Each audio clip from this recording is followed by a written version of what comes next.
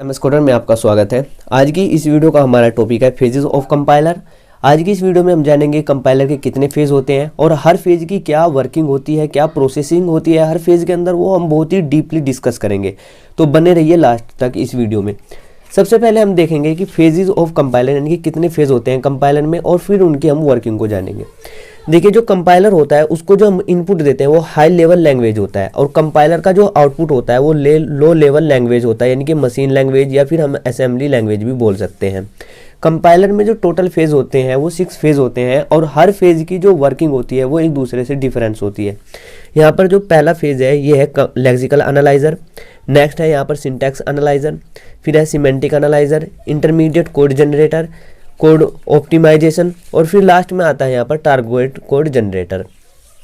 जो यहाँ पर लेक्सिकल एनालाइजर है ये क्या करता है, जो सोर्स कोड होता है उसको एज एन इनपुट लेता है और आउटपुट देता है ये सीक्वेंस ऑफ टोकन्स, मतलब जो सोर्स कोड होता है उसको टोकन्स में डिवाइड कर देता है। सो टोकन्स में डिवाइड किस तरह से करता है कि सपोज कीजिए यहाँ पर x is equal to Y plus 5 लिखा हुआ है, तो यहाँ पर x क्या है, एक वेरिएबल है, और वेरिएबल का जो टोकन होता है वो होता है आइडेंटिफायर। तो इसको ये क्या करता है, इसको ये आइडेंटिफायर के टोकन में डिवाइड कर देता है। और यहाँ पर जितने भी ऑपरेटर्स होते हैं, प्लस, मल्टीप्लिकेशन, असाइन, इन सब का जो टोकन होता है वो बिल्कुल सेम रहता है। तो इनका टोकन क्या होगा, बिल्कुल सेम रहेगा। यहाँ पर ये y है, ये भी अगेन क्या है, आइडेंटिफाई हुआ है वेरिएबल, और इसका टोकन होता है आइडेंटिफायर, तो हमने यहाँ पर id लिख दिया। यहाँ पर ये 5 है, तो इस 5 का टोकन क्या होगा, इस 5 का टोकन होगा कांस्टेंट। तो इस तरह से ये हर जितने भी इसमें वर्ड हम सोर्स कोड के अंदर यूज करते हैं उन सबको ये टोकन्स में डिवाइड कर देता है। और ये टोकन्स जो ये डिवाइड कर रहा है, टोकन जो ये प्रोड्यूस कर रहा है, वो जाएगा नेक्स्ट फेज के पास, यानी कि syntax analyser. Syntax analyser check करेगा ये टोकन सिंटैक्टिकली करेक्ट है या नहीं। सिंटैक्टिकली करेक्ट का मतलब क्या है कि हमने यहाँ पर सेमीकोलन लगाया है या नहीं, या फिर सोर्स कोड के अंदर जो हमने कर्ली ब्रैकेट यूज किए हैं उनको हमने क्लोज भी किया है या नहीं। ये प्रॉपर्ली सारी वो चेक करता है कि ये यहाँ पर सिंटैक्टिकली करेक्ट है या नहीं। और सिंटैक्स एनालाइजर को हम 2 इनपुट देते हैं, एक तो यहाँ से जो लेक्सिकल एनालाइजर से ये टोकन्स आते हैं, एक तो ये होता है इसका इनपुट, और एक इसको हम ग्रामर देते हैं, और ये चेक करता है उस ग्रामर के थ्रू कि ये जो टोकन इसके पास आया है वो करेक्ट है या नहीं। और फिर ये एक पार्स ट्री जनरेट कर देता है, और वो पार्स ट्री जाता है नेक्स्ट फेज के पास, सिमेंटिक एनालाइजर के पास। सिमेंटिक एनालाइजर क्या चेक करता है कि जो इसके पास टोकन्स आए हैं, जो इसके पास ग्रामर आया है, वो सिमेंटिकली करेक्ट है या नहीं। उस सिमेंटिकली करेक्ट का मतलब ये है कि वहाँ पर कोई मीनिंग बन रहा है या नहीं। जैसे यहाँ पर हमने इंट ए लिखा और इसमें असाइन किया हमने 5 तो इसका मतलब क्या होगा, यानी कि 5 में से क्या माइनस कर रहे हैं, यहाँ पर तो कोई मीनिंग नहीं बन रहा है। तो इस तरह की जो एरर चेक की जाती है वो सिमेंटिक एनालाइजर के उसमें यहाँ पर की जाती है। या फिर इस तरह के ये एरर इस तरह भी चेक कर सकता है, ए के अंदर अगर हम स्ट्रिंग को पास करा दें, यानी कि ए के अंदर यहाँ पर ए जो है ये इंटीजर टाइप का एक वेरिएबल है, और इसके अंदर हम क्या कर रहे हैं, स्ट्रिंग को स्टोर करने की कोशिश कर रहे हैं, इनिशियलाइज कराने की कोशिश कर रहे हैं। तो यहाँ पर भी कोई मीनिंग नहीं बन रही है, क्योंकि हम इंटीजर टाइप के वेरिएबल के अंदर स्ट्रिंग को ऐड नहीं कर सकते। तो यहाँ पर ये भी एक सिमेंटिक एनालाइजर के यहाँ पर चेक की जाती है। और सिमेंटिक एनालाइजर से जो आउटपुट आता है वो जाता है इंटरमीडिएट कोड जनरेटर के पास। अब इंटरमीडिएट कोड जनरेटर क्या करता है कि जो हमारा सोर्स कोड होता है उसको छोटे छोटे पार्ट में डिवाइड कर देता है, और उन छोटे छोटे पार्ट को ये फिर भेजता है कोड ऑप्टिमाइजेशन के पास। अब कोड ऑप्टिमाइजेशन क्या करता है कि जब हम कोई सोर्स कोड लिखते हैं तो उसमें बहुत सी हम ऐसी कोडिंग कर देते हैं, ऐसे स्टेटमेंट लिख देते हैं जिनका कोई यूज नहीं होता, जो अननेसेसरी होती है या बहुत बार रिपीट हो रहा है। तो जो रिपीट हो रही है या जो अननेसेसरी कोड होता है उन सबको रिमूव कर देता है कोड ऑप्टिमाइजेशन। और कोड ऑप्टिमाइजेशन के बाद जो आउटपुट आता है वो जाता है टारगेट कोड के पास, और टारगेट कोड क्या करता है, एक ऐसी कोड को जनरेट कर देता है जो मशीन लैंग्वेज होती है, जिसको हम लो लेवल लैंग्वेज भी बोल सकते हैं, मशीन लैंग्वेज बोल सकते हैं, या फिर असेंबली लैंग्वेज बोल सकते हैं। तो चलिए हम एक एग्जांपल लेकर इस हर फेज की प्रोसेसिंग को समझने की कोशिश करते हैं। तो यहाँ पर देखिए हमने एक एग्जांपल लिया हुआ है एक्स असाइन, इसको बोलते हैं हम assign operator, a plus B multiplication C. ये हमारा क्या है, एक सोर्स कोड है। सबसे पहले सोर्स कोड किस फेज के पास जाता है, लेक्सिकल एनालाइजर के पास। तो ये लेक्सिकल एनालाइजर के पास जाएगा, और लेक्सिकल एनालाइजर क्या करेगा, इसके अंदर इसको टोकन में डिवाइड कर देगा, मतलब x का टोकन बन जाएगा आइडेंटिफायर जो हमने id1 करके लिख लिया है। हमने ये जाना था अभी कि जो ऑपरेटर्स होते हैं उनके टोकन सेम रहते हैं, तो असाइन एज इट इज रहेगा। ये ए अगेन क्या है, एक वेरिएबल है जिसका जो टोकन होता है वो आइडेंटिफायर होता है, प्लस एज इट इज रहेगा। और बी एक वेरिएबल है, इसका आइडेंटिफायर क्या होगा, सॉरी इसका टोकन क्या होगा, identifier, multiplication as it is रहेगा। और फिर सी एक वेरिएबल है, इसका टोकन होगा आइडेंटिफायर। अब ये लेक्सिकल एनालाइजर ने टोकन्स में इसको डिवाइड कर दिया है। अब ये टोकन जाएगा सिंटैक्स एनालाइजर के पास। देखिए जो सिंटैक्स एनालाइजर होता है ये दो इनपुट लेता है, एक तो स्ट्रीम ऑफ टोकन्स और एक हम इसको ये आउटपुट देते हैं, सॉरी एक ग्रामर देते हैं। और ये इस ग्रामर के थ्रू चेक करेगा कि हम इस कोड को जनरेट कर पा रहे हैं या नहीं। अगर हम इस ग्रामर को फॉलो करके इस कोड को सोर्स कोड को जनरेट कर पा रहे हैं तो इसका मतलब ये है क्या है, ये सिंटैक्टिकली करेक्ट है, अदरवाइज ये सिंटैक्टिकली करेक्ट नहीं है। तो इसका किस तरह से हम जनरेट करेंगे उसको देखिए। यहाँ पर सबसे पहले लिखा हुआ है एस, तो यहाँ पर जब भी हम पार्स ट्री जनरेट करते हैं तो जो स्टार्टिंग सिंबल होता है उसको यहाँ पर ले लेते हैं। अब इसके लेफ्ट में क्या है, ID असाइन ई, तो इसको हम इस तरह से लिख लेंगे ID असाइन और यहाँ पर लिख लेंगे ई। तो इस कोड पर देखिए यहाँ पर क्या है, ID है और असाइन है, तो हमारे पास ID और असाइनमेंट ऑपरेटर आ चुका है। अब हमें यहाँ पर क्या लेना है, प्लस का साइन लेना है। तो इसमें देखिए हम ई को अगर फर्दर खोले तो यहाँ पर दो प्रोडक्शन रूल है ई के, E plus T and T. तो इसमें से हम ई प्लस टी को खोलेंगे क्योंकि हमें प्लस की ज़रूरत है, तो यहाँ पर हम ई को फर्दर लिख देंगे ई प्लस एंड टी। तो यहाँ पर देखिए हमारे पास प्लस आ चुका है। अब हमें किसकी ज़रूरत है, मल्टीप्लिकेशन की। तो देखिए जब हम ई को फर्दर खोलेंगे तो ई में तो कहीं भी मल्टीप्लिकेशन नहीं है, तो अगर हम टी को खोले, टी के दो प्रोडक्शन है, एक तो है टी मल्टीप्लिकेशन एफ और एक है एफ। तो हम अगर इसको खोले तो यहाँ पर हमें मल्टीप्लिकेशन का साइन मिल जाएगा। तो यहाँ पर हम टी को फर्दर खोल देंगे, टी मल्टीप्लिकेशन एंड एफ।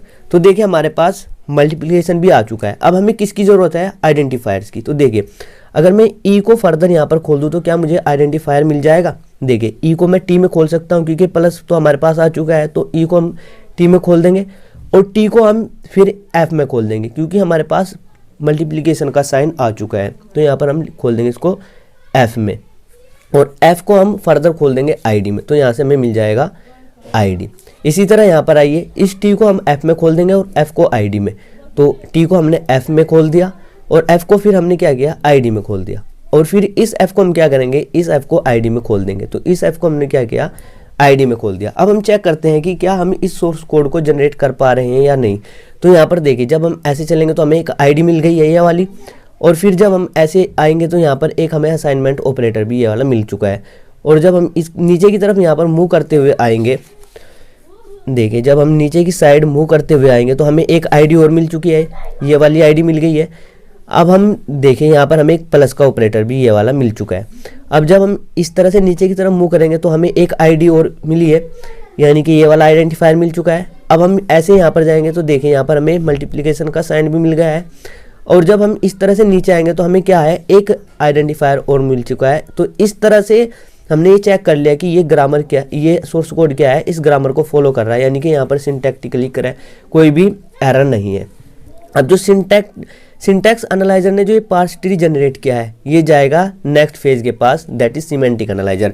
अब सिमेंटिक एनालाइजर क्या चेक करेगा कि ये जो हमने जनरेट किया है पार्स ट्री, ये सिमेंटिकली करेक्ट है या नहीं, मतलब मीनिंगफुल है या नहीं। मीनिंगफुल का मतलब क्या है वो हमने अभी देखा था कि जैसे ए के अंदर अगर मैं यहाँ पर असाइन कर दूँ, 5 असाइन कर दूँ, ठीक है, तो यहाँ पर ये समझ नहीं पाएगा कि ए क्या है, मतलब फ्लोटिंग है, फ्लोट टाइप का है, इंटीजर टाइप का है, किस टाइप का है। तो यहाँ पर अगर हम इस तरह से प्रॉपर लगाते हैं int A is equal to 5 तो यहाँ पर करेक्ट होगा।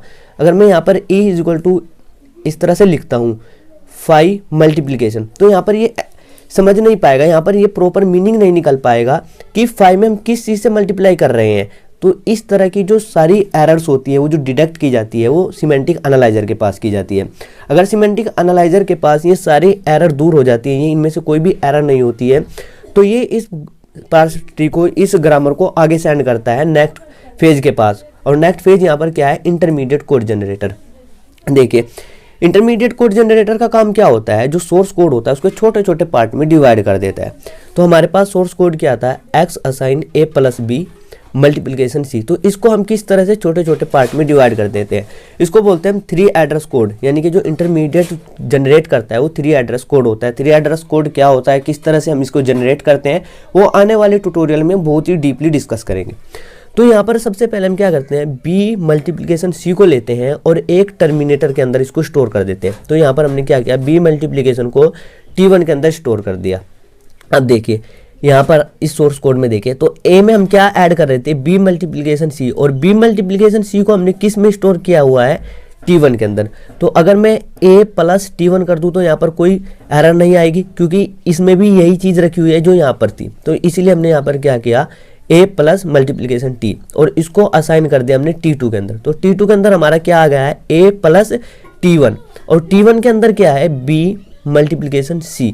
तो इस तरह से a प्लस T1 हमने T2 में ऐड कर दिया, स्टोर कर दिया, और T2 को हमने क्या किया, x के अंदर स्टोर कर दिया। और T2 के अंदर क्या है, a प्लस T1, और T1 को हम बोल सकते हैं b मल्टीप्लिकेशन c। तो इस तरह से T2 को हमने क्या किया, x के अंदर स्टोर कर दिया, जैसे यहाँ पर दिखाई दे रहा है। अब इंटरमीडिएट कोड जनरेटर जो जनरेट करेगा, जो 3 एड्रेस कोड जनरेट करेगा, वो जाएगा कोड ऑप्टिमाइजेशन के पास। और कोड ऑप्टिमाइजेशन का काम क्या होता है, ये कोड को ऑप्टिमाइज करता है। यहाँ पर इसको समझिए, ऑप्टिमाइजेशन का मतलब होता है कॉम्प्लेक्सिटी को रिमूव करना, मतलब कम से कम लाइन्स ऑफ स्टेटमेंट में अपनी बातों को कहना। सपोज कीजिए कि जब हम सोर्स कोड लिखते हैं तो उसमें बहुत से कोड ऐसे होते हैं जो बार बार रिपीट होते रहते हैं, या बहुत सी लाइन ऐसी होती है जो अननेसेसरी होती है, जिसको हम यूज नहीं करते। तो कोड ऑप्टिमाइजेशन क्या कहता है कि अगर हमारा सोर्स कोड 10 लाइनों का है तो कम से कम उसको क्या करो, 10 लाइन से भी कम कर दो।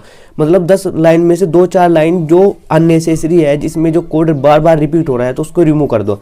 जिस तरह से फॉर लूप में क्या होता है, एक ही कोड बार बार रिपीट होता रहता है, तो उस कोड को क्या करते हैं, यहाँ से रिमूव कर देते हैं। तो यहाँ पर समझिए, यहाँ पर जो इंटरमीडिएट कोड जनरेटर ने क्या किया था, तो देखिए फ्रेंड, इंटरमीडिएट कोड जनरेटर का आउटपुट था ये। इसमें कितनी लाइन थी, 3 लाइन थी। सबसे पहले लाइन में क्या हो रहा था कि बी मल्टीप्लिकेशन सी को हम T1 में ऐड कर रहे थे, और फिर स्टोर कर रहे थे, और a प्लस T1 को हम क्या कर रहे थे, T2 में स्टोर कर रहे थे, और फिर T2 को हम क्या कर रहे थे, x के अंदर स्टोर कर रहे थे। तो यहाँ पर जो ये थर्ड स्टेप है, जिसको हम यहाँ पर x के अंदर T2 की वैल्यू का साइन कर रहे हैं, तो इसको समझिए। यहाँ पर हमने पहले क्या किया, a प्लस T1 को T2 के अंदर स्टोर किया, और फिर T2 को हम क्या कर रहे हैं, यहाँ पर x के अंदर स्टोर कर रहे हैं। तो कोड ऑप्टिमाइजेशन क्या कह रहा है कि जो ये a प्लस T1 आप पहले T2 के अंदर स्टोर कर रहे हो, और फिर T2 को x के अंदर स्टोर कर रहे हो, तो आप डायरेक्टली इसको x के अंदर स्टोर क्यों नहीं कर देते। मतलब वही काम तो पहले आप T2 के अंदर स्टोर करके कर रहे हो, और फिर T2 को x के अंदर स्टोर कर रहे हो, तो आप डायरेक्टली a प्लस T1 को x के अंदर स्टोर कर दो। वही यहाँ पर किया जा रहा है। T1 के अंदर क्या स्टोर किया हुआ है, b मल्टीप्लिकेशन c, ये एज इट इज रहेगा। और फिर हम यहाँ पर a प्लस T1 को T2 के अंदर स्टोर ना करके डायरेक्ट क्या करते हैं, x के अंदर स्टोर कर देते हैं, जिससे जो थर्ड वाली स्टेप है हमारी, वो रिमूव हो जाती है। तो इस तरह से कोड ऑप्टिमाइजेशन का काम क्या होता है, कॉम्प्लेक्सिटी को रिमूव करना। अब देखिए, कोड ऑप्टिमाइजेशन होने के बाद जब कोड हमारा ऑप्टिमाइज हो जाता है, ये जाता है टारगेट कोड जनरेटर के पास। और टारगेट कोड जनरेटर का काम क्या होता है, सोर्स कोड को ट्रांसलेट करना। मतलब यहाँ तक आते आते जो हमारे पास सोर्स कोड था, इसको ऐसे कोड में जनरेट कर देना जिसको एक मशीन समझ सकती है, जिसको हम लो लेवल लैंग्वेज या फिर मशीन लैंग्वेज भी बोल सकते हैं। तो इस तरह से टारगेट कोड जनरेटर तक आते आते जो टारगेट कोड जनरेटर का जो आउटपुट होता है, वो लो लेवल लैंग्वेज होता है, जिसको मशीन आसानी से समझ सकती है। तो ये तो था मतलब हर फेज का वर्किंग, किस तरह से हर फेज के अंदर कोड को प्रोसेस किया जाता है और किस तरह से हम उसको ट्रांसलेट करते हैं एक मशीन लैंग्वेज में। अब हम इसकी थोड़ी सी डेफिनेशन समझ लेते हैं, हर कोड को किस तरह से हम डिफाइन करेंगे। तो पहला फेज है यहाँ पर लेक्सिकल एनालाइजर। लेक्सिकल एनालाइजर को हम किस तरह से डिफाइन करेंगे, lexical analyser phase is the first phase of compilation process. Compilation process का जो फर्स्ट फेज होता है, that is lexical analyser. It takes source code as an input and converts them into meaningful tokens. मतलब ये क्या करता है, source code को एज एन इनपुट लेता है और उसको किस चीज में कन्वर्ट कर देता है, मीनिंगफुल टोकन्स में, जिसको हम लेक्सिम भी बोल सकते हैं। नेक्स्ट फेज है यहाँ पर सिंटैक्स एनालाइसिस। सिंटैक्स एनालिसिस का काम क्या होता है, it takes tokens as input and generate a parse tree as output. मतलब जो सिंटैक्स एनालाइजर होता है वो टोकन्स को इनपुट के फॉर्म में लेता है और एक पार्स ट्री जनरेट करता है, जो क्या होता है सिंटैक्स एनालाइजर का आउटपुट होता है। In syntax analysis phase tokens are checked syntactically correct और नॉट। इसके अंदर जो टोकन्स होते हैं उनको चेक किया जाता है ये करेक्ट है या नहीं, मतलब ये सिंटैक्स को फॉलो कर रहे हैं या नहीं, इसमें सेमीकोलन लगाया है या नहीं, जो कर्ली ब्रैकेट हमने ओपन किया उसको क्लोज भी किया है या नहीं, ये सब चेक किया जाता है सिंटैक्स एनालाइजर के अंदर। नेक्स्ट फेज होता है यहाँ पर सिमेंटिक एनालाइजर। सिमेंटिक एनालाइजर क्या करता है, it takes that parse tree follows the rules of language, मतलब जो पार्स ट्री है वो लैंग्वेज के रूल को फॉलो कर रहा है नहीं, जो सिमेंटिक एनालाइजर ने यहाँ पर जनरेट किया है। और फिर होता है यहाँ पर intermediate code generation. After semantic analysis the compiler generates an intermediate code of the source code for the target machine. जब सिमेंटिक एनालाइजर फेज का जो आउटपुट आता है तो कंपाइलर क्या करता है, जो सोर्स कोड होता है उसका एक 3 एड्रेस कोड को जनरेट कर देता है, जिसको हम इंटरमीडिएट कोड भी बोलते हैं, और टारगेट मशीन के लिए जनरेट करता है। टारगेट मशीन उसको आसानी से समझ सकती है। It is in between the high level language and the machine language. इस फेज तक आते आते जो हमारा सोर्स कोड होता है न तो वो पूरी तरह से सोर्स कोड रहता है और न ही वो मशीन लैंग्वेज होता है, बिल्कुल बीच में रहता है। तो वही चीज़ यहाँ पर लिखी हुई है, it is in between the high level language and machine level language. And next phase होता है यहाँ पर code optimisation. This phase removes unnecessary code lines and arrange the sequence of statements in order to speed up the program execution. Code optimisation का काम क्या होता है, remove करना अननेसेसरी कोड को, और जब हम अननेसेसरी कोड को यहाँ से रिमूव कर देते हैं अपने कोड सोर्स कोड के अंदर से, तो जो प्रोग्राम का एग्जीक्यूशन होता है वो स्पीड बढ़ जाता है, उसका जो रन होने का टाइम होता है वो फास्ट हो जाता है। नेक्स्ट एंड लास्ट यहाँ पर जो फेज है that is code generation. Code generation क्या करता है, code generation is the final stage of compilation process. Compilation process का जो फाइनल स्टेज होता है उसको बोलते हैं code generation. Code generator translates the intermediate code into the machine code of the specific computer. जो कोड जनरेटर का काम होता है वो ट्रांसलेट करता है इंटरमीडिएट कोड को, जो इंटरमीडिएट कोड होता है जिसको हम 3 एड्रेस कोड भी बोल सकते हैं, मशीन कोड के अंदर स्पेसिफाइड कंप्यूटर, यानी कि एक ऐसा कंप्यूटर जो उसको समझ सके, मतलब टारगेट कंप्यूटर, हम जिस मशीन पर उसको रन कराना चाह रहे हैं उसके लैंग्वेज में इसको कोड को जनरेट कर देता है। तो ये तो था हम हर फेज की, हमने पहले प्रोसेसिंग को समझी, फिर उसको हमने किस तरह से डिफाइन करना है उसको समझ लेते हैं, उसको समझा। तो आई होप कि ये टॉपिक आपको समझ में आया होगा। फिर भी अगर इस टॉपिक से रिलेटेड आपके माइंड में कोई डाउट हो तो प्लीज़ कमेंट सेक्शन में ज़रूर कमेंट कीजिएगा। और अगर आप इस चैनल पर नए हैं और अभी तक आपने इस चैनल को सब्सक्राइब नहीं किया है तो ज़रूर सब्सक्राइब कर लीजिएगा। Thanks for watching.